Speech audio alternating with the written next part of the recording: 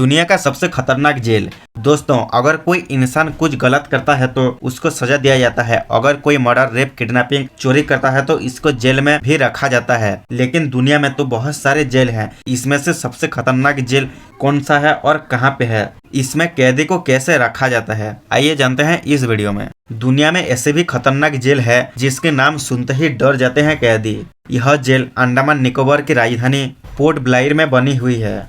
इसको अंग्रेजों ने बनाया था, जो भारतीय स्वतंत्रता संग्रामियों को रखने के लिए। इस जेल के नाम है काला पानी, जिसको सेलुलर जेल भी कहा जाता है। काला पानी सांस्कृतिक शब्द काल से ही आता है, जिसका अर्थ समय या मृत्यु। यानी काला पानी शब्द का अर्थ मृत्यु, मृत्यु के स्थल, जहाँ से कोई जिंदा वापस नहीं आ सकता है। आखिर इस जेल के अंदर क्या होता है या यह खतरनाक क्यों होता है? यहाँ पे जाने के लिए कैदी डरते हैं क्यों? ये जेल भारत से सीधा जुड़ा नहीं है। इस जेल के चारों तरफ समुद्र घेरा हुआ है।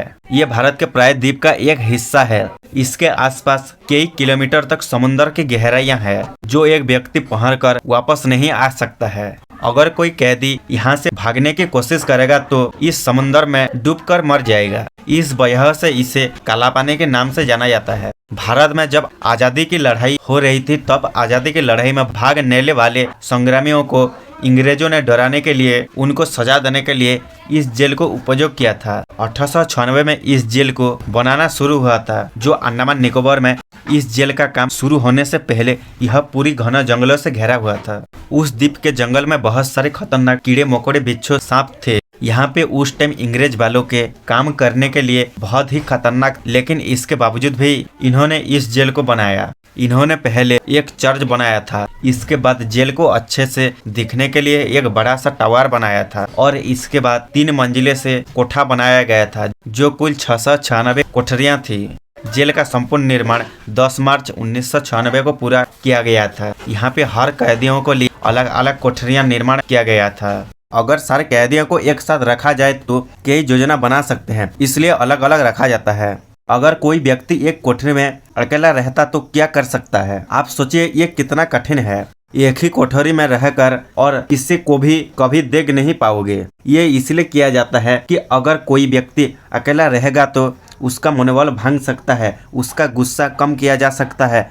हर कोठरी की लंबाई 4.5 मीटर थी और चौड़ाई 2.7 मीटर थी। दीवार में हर 3 मीटर में एक खिड़की थी। इस जेल से भागना कठिन ना बल असंभव है। लेकिन इस जेल से कुछ कैदियों भागने के प्रयास किया था, लेकिन वो भाग नहीं पाया। और भी एक टाइम में 200 कैदी भागने के प्रयास की थी, लेकिन उन्होंने पकड़ गई थी। बहुत सारे कैदी ऐसे थे उन्होंने आत्महत्या कर ली थी भी। इसमें कैदियों को बहुत कठिन काम करने के लिए विवश किया जाता था। अगर कोई कैदी काम ना कर पाते तो उनको बहुत मारपीट किया जाता था। उनको नारियल के छिलके से रस्सी बनाने का काम दिया जाता था और हाथ पैर में कड़ी लगवा कर उनको पेड़ पौधों की देखभाल का काम दिया जाता था। इसके बाद उनको काल कोठरी में निवास किया जाता था और बहुत दिन भोजन नहीं दिया जाता था। इस वजह से कैदियों की शारीरिक और मानसिक दिन के दिन बिगड़ते जा रही थी।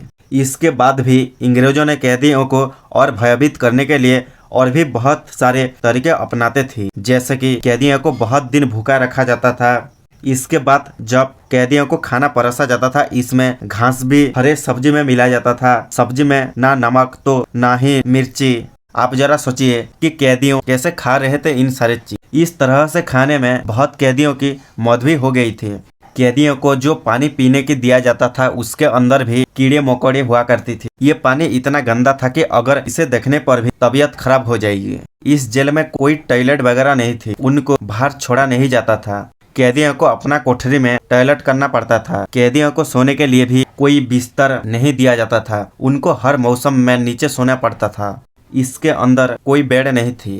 द्वितीय विश्व युद्ध में जापान इस जेल को कब्जा कर लिया था और अंग्रेजों को ही इस जेल में कैदी बनाकर रख दिया था और इस जेल के कुछ हिस्से को भांग दिया था। 1945 में अंग्रेजों ने फिर से इसको अपना अधिकार में ले ली। हमारा स्वाधीनता संग्रामियों में जो काला पानी में जेल की सजा भोग रही थी, वो सारे में वीर सावरकर, बाबू सावरकर, बटुकेश्वर दत्त, एस चंद्र चटर्जी, सोहन सिंह, मौलाना अहमद आला, अब्दुल रहीम सादिक गुर, मौलाना फजल खेसवादी, जोगेंद्र शुक्ला, डॉक्टर दीवान सिंह, गोपाल भाई, बदन राव जोशी, प्रेमचंद्र और भी बहुत सारे लोग शामिल थे। ऐसे फैक्ट एंड इन्फॉर्मेटिव वीडियो देखने के लिए हमारा चैनल को जरूर सब्सक्राइब करें।